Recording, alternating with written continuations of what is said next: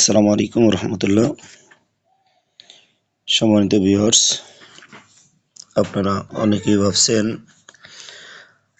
নির্বাচনে আপনার voter serial নাম্বারটা কিভাবে বের করবেন। এজন্য সংক্ষিপ্ত একটা ভিডিও নিয়ে আসছি। আমাদের যেটা করতে হবে, আগে প্লে স্টোরে যেতে হবে।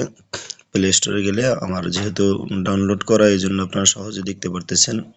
এই যে স্মার্ট ইলেকশন, এই যে অ্যাপসটা আছে, এই অ্যাপসটাকে আপনার করতে হবে, সার্চ করতে হবে। সার্চ করে তারপরে আপনার এটা ইনস্টল করতে হবে। ইনস্টল করার পরে আপনাকে ওপেন করতে হবে। ওপেন করলে যদি আপনি একদম সহজে চান, সেক্ষেত্রে আপনাকে এই যে জাতীয় সংসদ নির্বাচনে যেতে হবে। এরপরে নিচে আছে দেখেন ভোট কেন্দ্র খুঁজুন, এই ভোট কেন্দ্র খুঁজুনে ক্লিক করতে হবে। এরপরে এখানে আপনার এনআইডি নাম্বার আমারটা দিচ্ছি।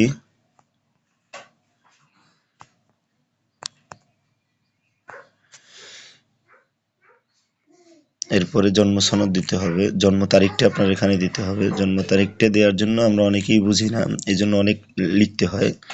এজন্য এই যে সনটা আছে, সনটার এখানে আমরা ক্লিক করি। ক্লিক করলেই আমি আমার জন্ম সনটা সহজে পেয়ে যাব। আমি আমার জন্ম সনটাকে বের করে নিচ্ছি। এরপরে আমরা তারিখটা সিলেক্ট করে নেব, মাসটা, তারিখটা যে ডিসেম্বর।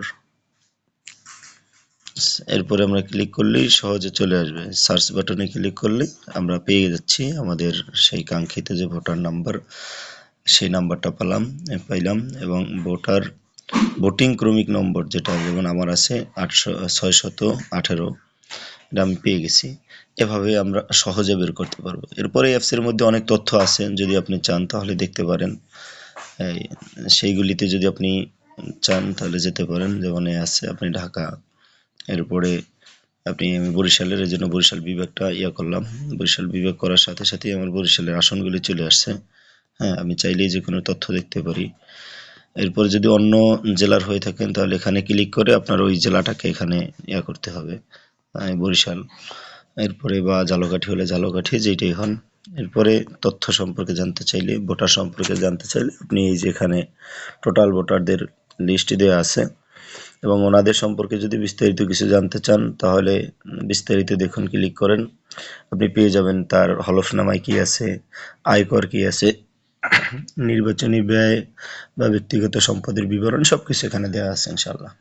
তো যেহেতু আমরা ভোটার স্লিপটাকে সংগ্রহ করতে চাইবো, সেক্ষেত্রে আমার সংক্ষিপ্ত হচ্ছে, আমরা এই জাতীয় সংসদ নির্বাচনে, ত্রয়োদশ জাতীয় সংসদ নির্বাচন নির্ণয় করলে নিচেই আছে এই যে ভোট কেন্দ্র খুঁজুন, এখানে ক্লিক করলেই যথেষ্ট।